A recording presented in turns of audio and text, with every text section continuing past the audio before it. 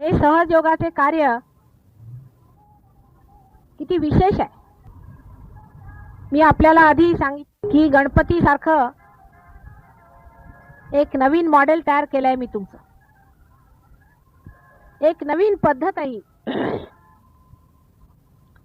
ही विशेष रूपाने तुम्ही ग्रहण केली, कारण तुम्ही त्या ग्रहणाला योग्य आहात. अयोग्य दान नाही दिलेलं मी.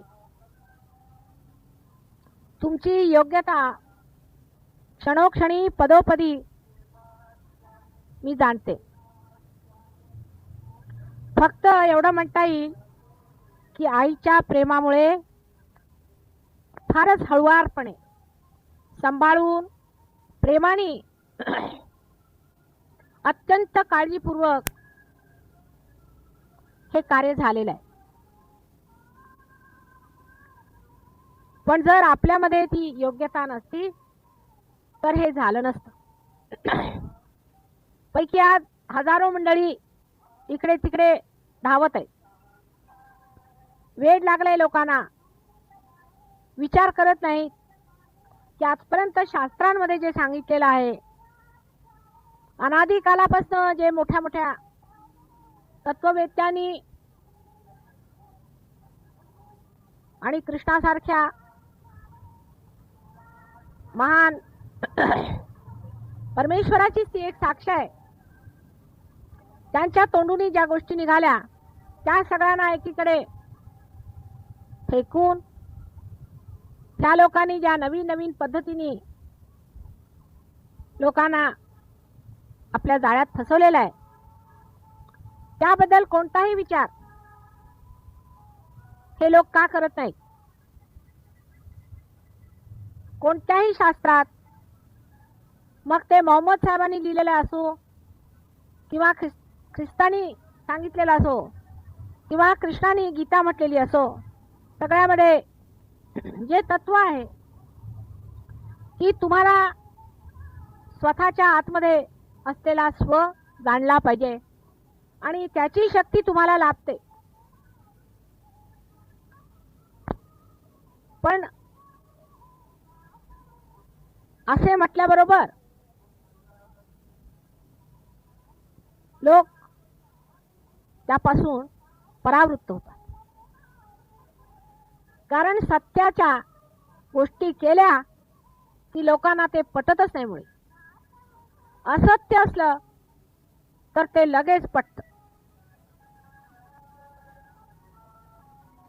आणि असत्याच्या मार्गावर चालण्याची सवय पडल्यामुळे ते रुजतही जास्त. असत्याची कास धरून मानवाने शेवटी गाठलंय काय तर नरकाची पायरी. नरकगतीला उतरायची स्थिती आलेली आहे. हे कलियुगात दिसतंय आपल्याला चारीकडे. बापाला मुलाचा विश्वास नाही, मुलाला आईचा विश्वास नाही. सगळ्या संसारात हाहाकार माजलेला आहे. अशा परिस्थितीत सत्य पुढे केल्याबरोबर लोक असे बिचकतात जसे अंधारातून कुणाला एकदम सूर्यात आणलं की त्यांचे डोळे दिसतात आणि नको तो प्रकाश म्हणून मागे सरतात. तेव्हा सहजयोगात पुष्कळ मंडळी एकदम येणार नाही हे लिहून ठेवणे. आली ती घसरणार, कोलमडणार आणि परत त्यांना मी जागेवर बसवलं तरी सुद्धा परत परत धावणार. ही स्थिती राहणारच आहे मुळी ती काही काळ. पण सहजयोगाला स्थायित्व किंवा जगजाहीर ज्याला म्हणतात तसं करायचं असलं तर त्याचा एकमात्र इलाज आहे. आम्ही काही असलो तरी ते आहोतच. आमचं काही वैशिष्ट्य नाही आहे ते, किंवा आम्ही काही मिळवलेलंही नाही आहे. आम्ही आहोतच, असेच आहोत जन्मजन्मांतरापासून. तेव्हा आमचं त्याच्यात काही देणं नाही ना घेणं नाही. तेव्हा आम्ही असलो तर लोक एवढंच म्हणतील कबूल आहे, माताजी होत्या आदी शक्ती, मग काय. त्या स्वतःच त्या असल्यामुळे त्यांचं काय आम्हाला सांगता तुम्ही. तर तुमच्याकडे नजर होणार आहे लोकांची की सहजयोगांमध्ये काय परिवर्तन आलं. त्यांच्या धर्माची स्थापना झाली का. कारण धर्मस्थापना होते ना पहिल्यांदा कलियुगामध्ये. पहिल्यांदा धर्मस्थापना माताजींनी केली का. ती कुठे करणार? ती तुमच्या नाभी चक्रात. तुमच्यातून तो धर्म आहे की नाही, तुम्ही धार्मिक आहात की नाही, ही आधी जर सिद्धता झाली, 4 लोकांनी तुम्हाला पाहून म्हटलं पाहिजे की ह्यांच्यामध्ये काय अंतर आलं, काय मनुष्य झालाय, कमालीच याच्यात चमक आलेली आहे. आमचा एक दीप असला तर लोक म्हणतील आहे तो पुष्कळ दिवसापासून आकाशदीप लागलेला आहे, त्याचं काय महात्म्य, आल्या आणि गेल्या.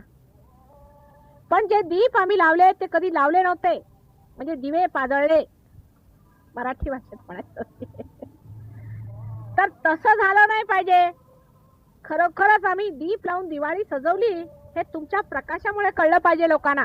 आणि ह्याच्यापेक्षा मोठी जाहीर बातमी काही असू शकत नाही. उद्या आम्ही पेपरात गेलो, फोटो आला, वा काय माताजींचं दिसतच आहे मुळी, साक्षातच आहे मुळी, कबूल. पुढे काय? पण असं आहे, किती म्हटलं तरी त्या आदिशक्ती आमचं काय.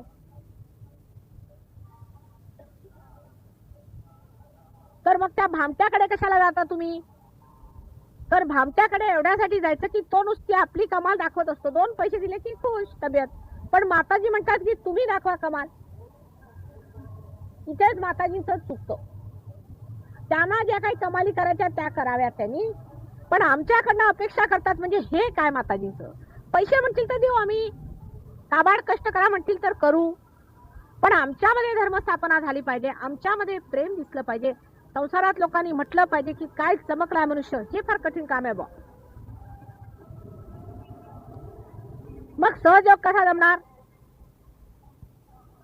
कारण आम्हाला जे धंदे करायचे ते आम्ही करत राहू.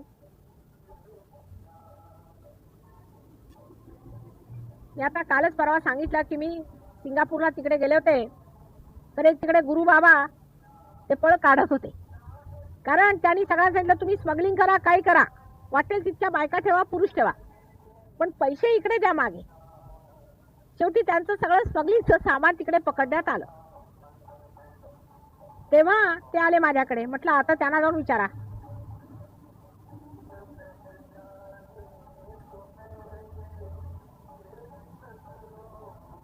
तेव्हा ही गोष्ट माणसाला रुचतच नाही मुळे. आता कुणी घ्या, मी म्हणते कितीतरी रिअलाइज मी साधू पाहिले, पुष्कळ पाहिले. ते अंबरनाथला होते, आपले महाराज येथे, काही नाही, काही कुणाला करत नाही, काय नाही.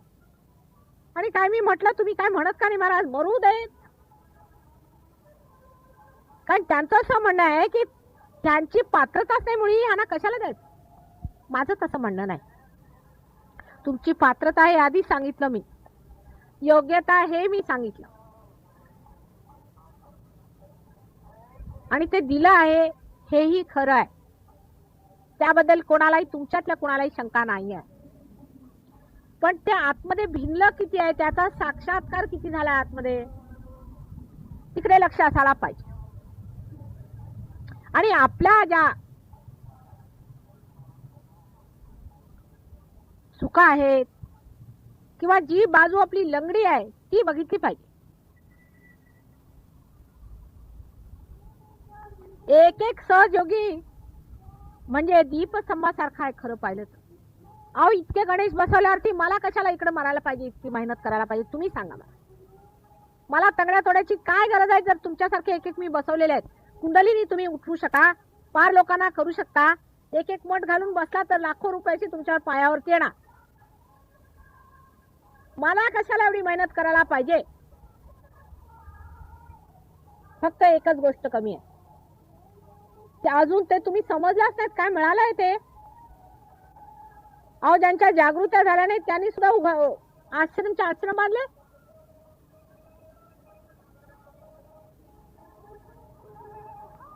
आम्ही सर्वसाधारण माणसं आहोत, घरगुती आहोत, गृहस्थ आहोत, हे बाह्यातलं झालं. पण आतमध्ये काय, तुम्ही जिथे पाय पडेल तिथून बाधा पडणार आहे, तू मला माहिती आहे. दुधातून पाणी काढून वेगळे करणारी तुमच्यामध्ये शक्ती असताना हे सगळं तुम्हाला प्राप्त झाल्यावर सुद्धा जर तेजस्विता येत नाही तर त्याला काय मी कारण सांगू, मला हे समजत नाही. चक्र धरताय म्हणजे काय? एवढी मेहनत करायला तुम्हाला गरजच नाही मुळी. नुसतं निरपेक्षतेत साक्षी स्वरूपात उभं राहिल्याबरोबर सारी चक्र खडकन तुटणार. कारण मिथ्या आहे ते सगळं काही. मिथ्यतेतून फक्त आपण जिथे आहोत तिथे उभं राहिल्याबरोबर सगळ्याच्या सगळं तुटून पडतं की नाही पहा बरं. नुसतं चिकटवा जर आपल्याला तिकडे, थोडस चित्त जरासं आतमध्ये घ्यायचंय.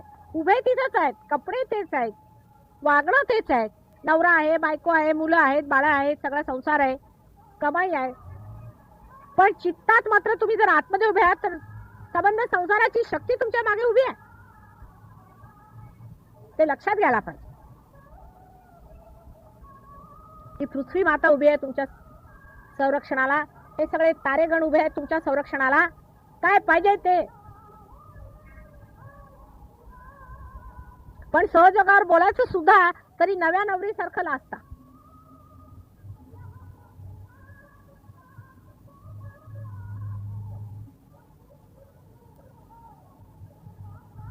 अर्धवट लोकांसाठी सहजयोग नाही, मी 100दा सांगितलेलं आहे. असाल खंबीर निवीर तर या, मला 2 असले तरी चालतील, पण त्या यायला पाहिजे वीरत्व. घोडा दिला, घोड्यावर बसवलं, घोड्याला कसं चालवायचं शिकवलं, पण तरी रडत राहू लोक. म्हणजे करायचं काय हे मला तुम्ही सांगा. आता काय तुम्हाला शिकवायला पाहिजे का घोड्याला? चक्र ही धरलीच नाही पाहिजे. खरोखर धरत नाही तुमची चक्र. आता हे बघा, ह्याच्यात माया कशी आहे ती समजून घेतली की तुम्हाला कळेल मी काय म्हणते ते. किती चक्र तुम्ही धरतच नाही, तुम्ही इन्स्ट्रुमेंट आहात. तुम्ही एक कॉम्प्युटर सारखे इन्स्ट्रुमेंट आहात आणि तुम्हाला जी बातमी मिळते ती तुम्ही सांगता, इन्फॉर्मेशन. आता समजा ह्यांचं जर आज्ञा धरलेला आहे तर तुमचा आज्ञा धरणार नाही, ते तिथे इन्फॉर्मेशन आली. पण तुमचा तो भाऊ आहे त्या माताजी ह्याचा आज्ञा काढा बरं, म्हणजे तुम्ही आज्ञाधारी झाला.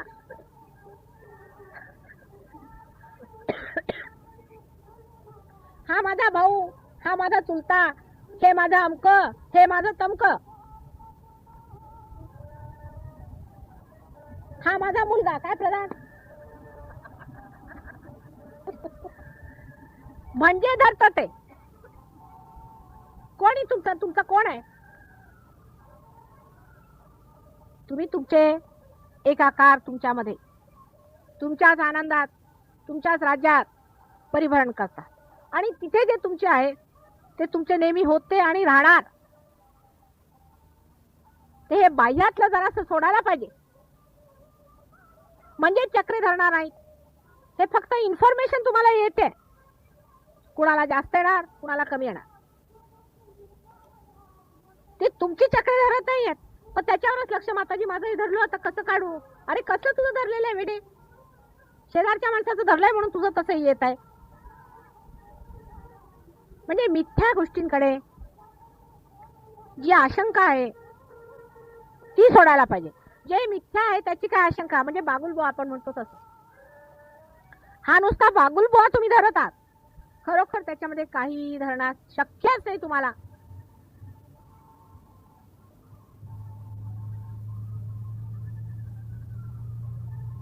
आता पुष्कळचे लोक असे म्हणतात की कोणी होते गुरु, त्यांनी कुणाला अंक दिलं तर त्यांना तो आजार झाला, तमक्याने तमक्याला बरं केलं त्यांना तो आजार झाला. तुमच्यातल्या कितीतरी लोकांनी आज लोकांना व्हायब्रेशन देऊन ठीक केलेलं आहे. तुम्हाला माहिती आहे कोणाला आजार झालेला आहे? इथे साक्षात गंगा तुमचे पाय धुत असते सकाळपासून संध्याकाळपर्यंत, आणि तुम्ही इथे बरं मला धरलं म्हणजे हे सिंहासनावर बसायच्या लोकांनी असं वागायला नको. म्हणजे बाह्यातलं जे वागणं आहे ते आतला भित्रेपणा, आतला कोतेपणा, त्यामुळे राजासारखं राहायला पाहिजे. परवा दिल्लीला एक गृहस्थ भेटले, म्हणे मी फार साधा राहतो, शॅबिली राहतो, तर माताजी तुम्हाला काही हरकत नाही. म्हटलं तुम्ही राजा आहात तेव्हा व्यक्तित्व असं पाहिजे की 4 माणसात उभे राहिले की वाटलं पाहिजे उभा आहे कोणीतरी मनुष्य. नाही तर सहजयोगी उभे करायचे म्हणजे लोकांनी म्हणायचे कुठल्या कायद्यात न आलेले हे लोक आहेत.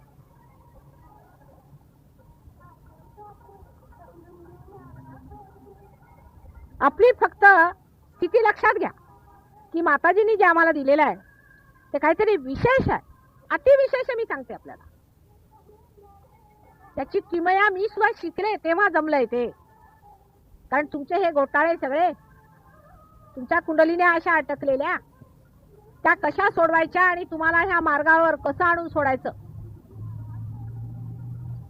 तुम्हाला कसं इथे पोचवायचं, ही सगळी मेहनत आधी केली आणि तुम्हाला तिकडे सोडवलेलं आहे.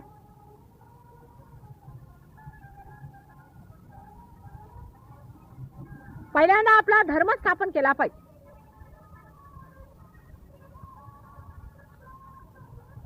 धर्म फार जरुरी आहे. जर माणसामध्ये आपला धर्म जर हलत असला तर सहजयोग जमत नाही. फार सोपं काम आहे धर्माचं. अति वर्जेत, जे काही अति असेल ते सोडायचं. पहिला मध्यावर यायचं ना, अति काही करायचं नाही.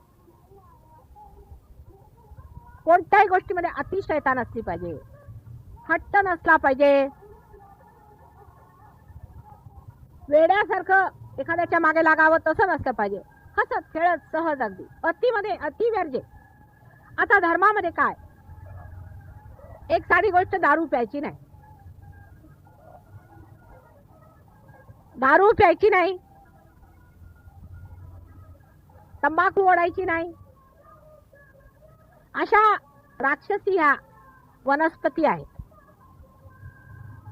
दारू एक तऱ्हेचं राक्षसी मादक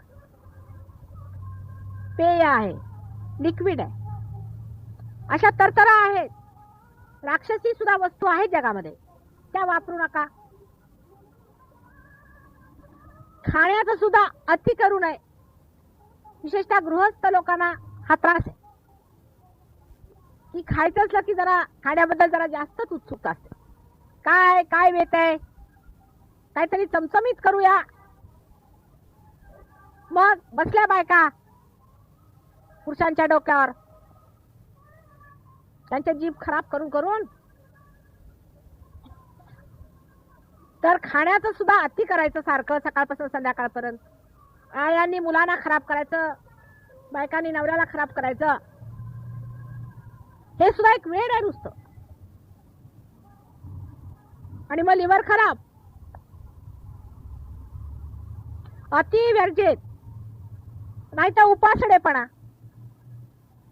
खायचंच नाही मुळी, उपास. हे खायचं नाही, ते खायचं नाही. आठवड्यात 7 दिवस उपास. आणि नुसता फळाहार करायचा. खाण्याचं सुद्धा अति करायचं नाही. कपड्यांचं सुद्धा.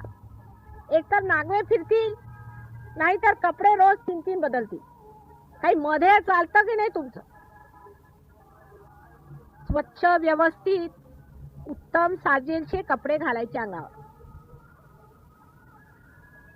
त्याच्यातही अति लक्ष नको. गृहस्थ लोकांना फार जरुरी आहे. आणि त्यांना एकच फायदा असतो की मुलं बाळ झाल्यामुळे काही अति करतात ते काय मुलं चांगलीच काढतात त्यांची खरडपट्टी. एखादा असा वेडा घरात असला तर लोक हसतात. मग त्याला तीच मुलं मग हसू लागली म्हणजे त्या वेड्याचा एक तर तो संख्या तरी होतो आणि नाही तर सोडून तरी देतो. तेव्हा अतिवर्जता करायची, ही प्रत्येक बाबतीमध्ये अतिवर्जता करायची. आणि ज्या गोष्टी शैतानाच्या राज्यातल्या आहेत तिकडे लक्ष ठेवायचं नाही. आता मनुष्याचा सगळ्यात मोठा धर्म काय? जर मला कोणी विचारेल की तुम्ही माताजी कोणता धर्म मनुष्याचा सगळ्यात सद्गुण आहे, तर आता इतक्या लोकांना पाहिल्यावर एकच मला वाटतं फार जरुरी आहे की हा जो तुमचा माथा आहे ना, हा कोणासमोर वाकवायचाच नाही. म्हणून हा जर माथा तुमचा वाकवला तुम्ही, मग रिअलायझेशन फारच कठीण होऊन जातं. हे सगळे भामटे आलेले आहेत, त्यांच्या समोर जाऊन आपले सगळे डोके त्यांच्या समोर टेकायचं. सहयोगाने तर कोणाच्याही समोर वाकवण्याची गरज नाही. दुसऱ्या सहयोगी किंवा योगी माणसा समोरही डोकं वाकवण्याची गरज नाही. तुम्ही काय कमी आहात? आज्ञाचक्र धरलंच पाहिजे. आणि ते असं धरतं की सुटता सुटत नाही.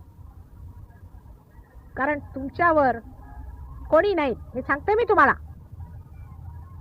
जर तुम्ही गणेशाच्या स्टाईल मध्ये आहात तर ब्रह्मा विष्णू महेश सुद्धा तुमच्या पुढे जाऊ शकणार नाही. कायद्यात या तुम्ही. मग बघा बघा तुम्ही व्हायब्रेशन्स वर बघा मी बोलते ते खरं आहे की खोटं आहे.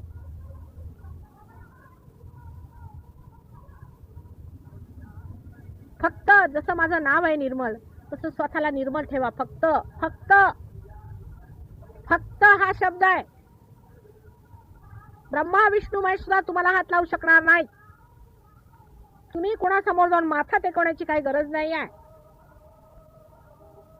एवढे सगळे गुरु बाबा लोक आहेत ना, कुणी माझ्या डोक्याला हात लावू शकत नाही. गंगा सुद्धा माझ्या डोक्यावर चढू शकत नाही. पण तुम्ही लोक माझ्या डोक्यावर हात ठेवू शकता. आलं का लक्षात?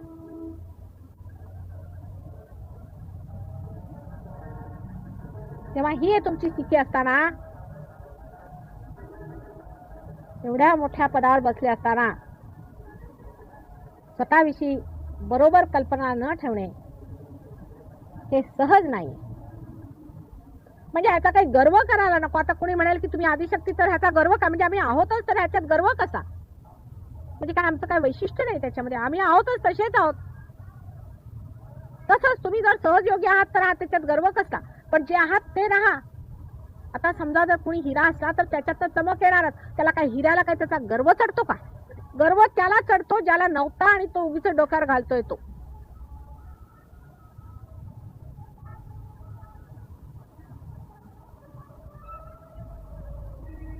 त्याच्या उलट पाश्चिमात्य देशात आहे, तिकडे भयंकर अहंकार आहे लोकांना. ते स्वतःला लाटसाहेब समजतात. म्हणून इकडून गेले त्यांना नागवायला लोक पाठवले. तुम्ही चांगले एक्सपोर्ट करून, एक्सपोर्ट क्वालिटी छाटून बदमाश पाठवलेले आहेत. त्या सगळ्यांचा अहंकार असा तडाक तोडला तिथे की गाढवासारखे आता चिलमा घेऊन फिरतायत. इतके मूर्ख आहेत, इतके महामूर्ख आहेत की त्यांच्या मूर्खपणाचं मी वर्णन करू शकत. तुम्हाला सांगेन कधीतरी. आता मुलं बाळ आहेत काय सांगण्यासारखं नाही. त्यांनी आपल्या ज्या अहंकारामध्ये महामूर्खपणाची पदवी मिळवलेली आहे. म्हणजे त्याला पदवीदानच देता येणार नाही. म्हणजे इतके मूर्ख आहेत ते की वाटेल ते करतील मूर्खपणासाठी. म्हणजे आपल्याकडे वेडे सुद्धा तसं करणार नाही. तर ती एक तरा झाली तुमची दुसरी तरा. तुम्ही लोक किती म्हटलं तरी तसेच राहणार आणि त्यांना किती म्हटलं अहो जरा डोकं खाली करा तरी ते वरती येणारच. म्हणजे अशा दोन तऱ्हेच्या लोकांमध्ये आम्ही कुठे? थोडी तरी जागा आता सहयोगांच्यामुळे झालेली आहे. मधोमध थोडीशी जागा ही जरा वाढवायची. मग काम बघा आमचं तुम्ही.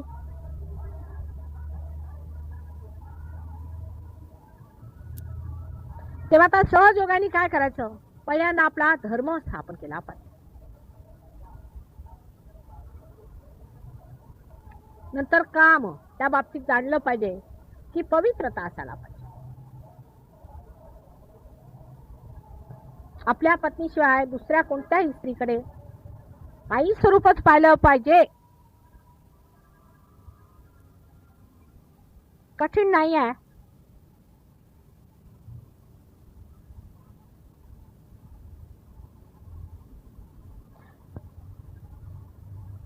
ही एक फारच सोपी गोष्ट आहे. पण आजकालच्या कलियुगात इतकी घाण पसरलेली आहे की नाकातही घुसते, डोळ्यातही घुसते.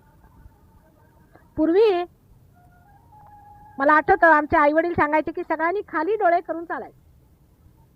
वर डोळे करून कुणी चाललं तर शेजारी पाजारी पाहून लगेच आईला जाऊन सांगतील तुमची मुलगी असे वर डोळे करून चालली होती. झालं. मग आमचे अनेक अपराध झाले. मग त्यावर आईने अगदी ओरडायचं मुलींवर. वडिलांना जर कुणी सांगितलं अहो तुमचा तो नाना डोळे वर करून चालला होता की त्या नानाची कंबख्ती आली, त्याचं खाणं पिणं बंद, तू वर डोळे करून काय बघत चालला होता? लक्ष कुठे होतं तुझं? लक्ष कुठे आहे हा पहिला प्रश्न असायचा. म्हणजे हे मी सांगते 25 वर्षापूर्वीची गोष्ट. पण आता तुम्ही स्वतंत्र झाल्यामुळे बेछूटपणा जो आलेला आहे, त्यामुळे जे प्रकरण आपण केलेली त्याबद्दल लक्षात घेतलं पाहिजे की डोळे जमिनीवर ठेवायचे. ही तुमची आजी आहे, डोळे नेहमी जमिनीवर ठेवायचे, तिच्या आशीर्वादात राहायचं, स्वतःला नम्र करून पृथ्वीच्या शरणात राहिलं पाहिजे.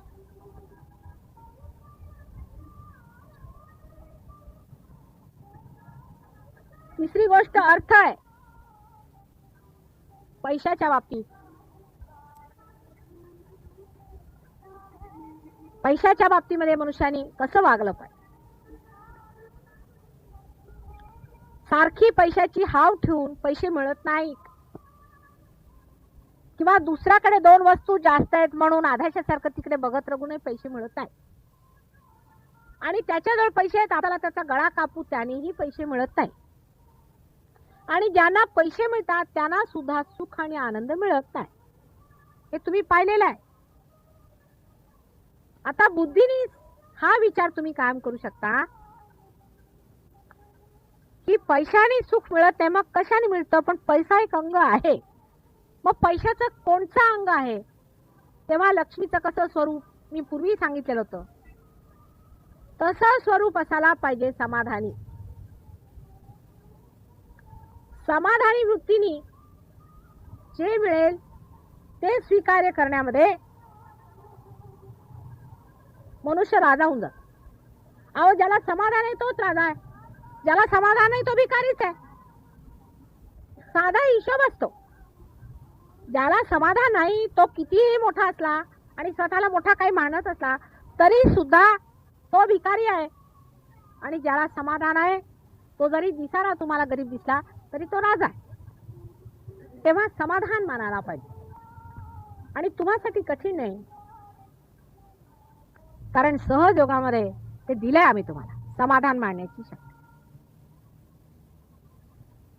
आता कसं मानून घ्यायचं आणि कसं करायचं ते थोडंसं सांगते मी. कारण हे सगळे प्रश्न माणसाला येतात विचारांच्यामुळे. जर तुमच्यात विचारच आले नाही तर प्रश्न येणार नाही.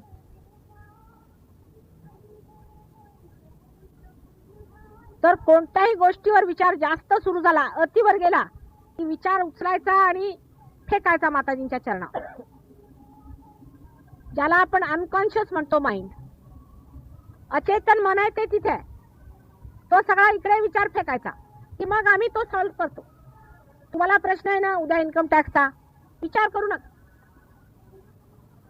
तो आणून आमच्या पार फेकायचा. तो जसा तुम्हाला हवा तसा होणार नाही, पण जो तुम्हाला हितकारी आहे तो होईल. हितकारी होईल आणि तोच खरा लाभदायक आहे.